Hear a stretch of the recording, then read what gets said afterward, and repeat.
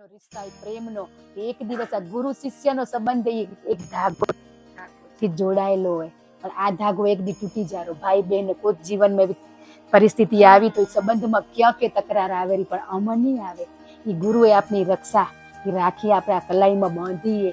એ સૂક્ષ્મ સ્વરૂપે ધાગો આપણા કલાઈમાં બાંધેલો હોય. તમે એને ફીલ કરજો તો હા, એ બાંધ્યો હોય ને તો એ બાંધ્યો હોય તો એનો સંબંધ કદી ભૂલું કરી તો એને કર્યું કદી હે? તો બસ એ મહેસૂસ કરજો. ભાઈને રાખી બાંધીને એ વખતે તમે એ ફીલ કરજો કે મારો ગુરુ શિષ્યનો સંબંધ પણ એક આ ધાગાથી જોડાયેલો હોય. હે અજર અમર હે ભવો ભવથી જોડાયેલો હોય ના તો રિશ્તો. આ તો સંબંધો બધા એક દી પૂરા થઈ જશે.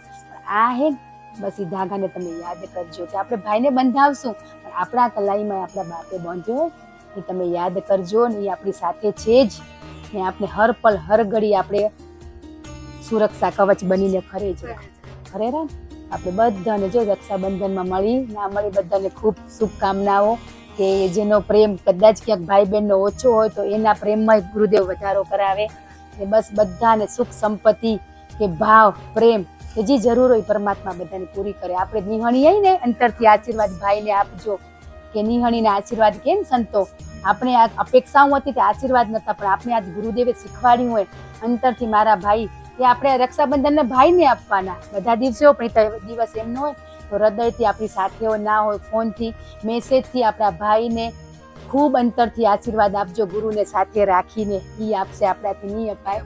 તો બધાને ખૂબ ખૂબ જય ગુરુદેવ ને હૃદયથી ક્ષમા.